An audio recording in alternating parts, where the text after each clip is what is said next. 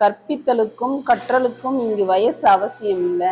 அதே மாதிரி கத்துக்கிறதுக்கு மாணவனாக தான் இருக்கணும், குழந்தைகளாக தான் இருக்கணுன்ற முக்கியமும் இங்கே இல்லை.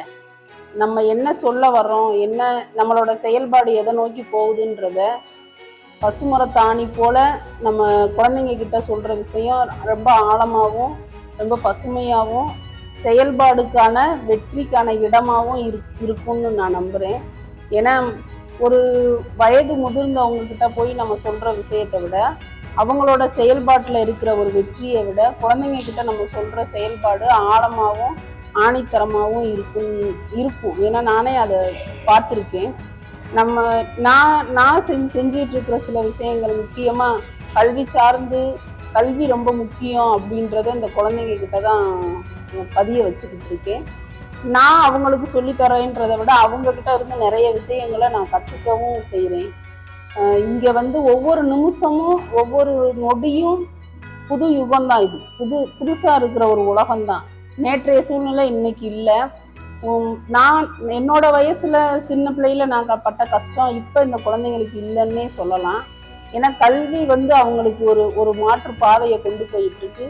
கல்வியால் கவர்மெண்ட்லையும் சரி, மற்ற கல்வி செயல்பாட்டாளர்கள்ட்டையும் சரி, குழந்தைங்களுக்கு கல்வியை கொடுக்கணும், கல்வி ரொம்ப முக்கியம் அப்படின்றத குழந்தைங்க கிட்ட இருந்து தான் கொண்டுட்டு போகணும்னு நினைக்கிறாங்க. ஏன்னா அதை தான் நம்ம பெரியவங்களாம் சொல்லியிருப்பாங்க, குழந்தைங்க களிமண் மாதிரி, நம்ம எப்படி பிடிக்கணுமோ அப்படி பிடிச்சிடலாம்.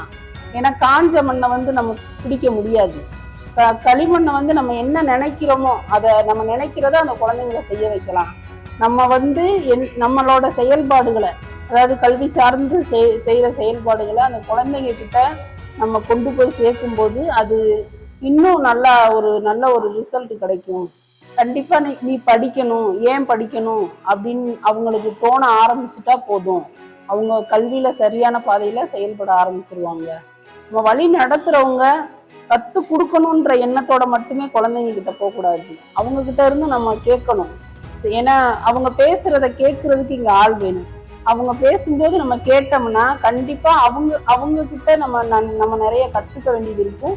அவங்கள நம்ம சொல்ற செயல்பாடை செய்ய வைக்கிறது ரொம்ப ஈஸியா இருக்கும். நான் ஆசிரியரா இருந்து கற்றுக் கொடுக்கணும் அப்படின்றத விட நானும் அவங்க கிட்ட ஒரு மாணவியா இருந்து கத்துக்கணும். அவங்க என்ன சொல்றாங்க, அவங்க சொல்றத காது கொடுத்து கேட்கணும். இப்போதுக்குள்ள வந்துட்டேன்னா எனக்குன்னு ஒரு உலகம், நேரம் போனது தெரியாது. அவங்களோட பேசிக்கிட்டு, அவங்களோட சிரிச்சு, படிச்சு, அடிச்சு, கோவப்பட்டு, சண்டை போட்டு எல்லாமே அந்த வெளியே போகும்போது அது எல்லாமே மறந்து போயிடும். அந்த மாதிரி குழந்தைங்களோட இருக்கும்போது அந்த சந்தோஷம் நம்மளையும் ஆக்கிரமிப்பு பண்ணிருன்றது உண்மையான ஒரு விஷயம். குழந்தைங்களோட செயல்படுறவங்களுக்கும் குழந்தைங்களோட உண்மையான பற்றுதல் இருக்கிறவங்களும் இதை அனுபவிச்சிருப்பாங்க.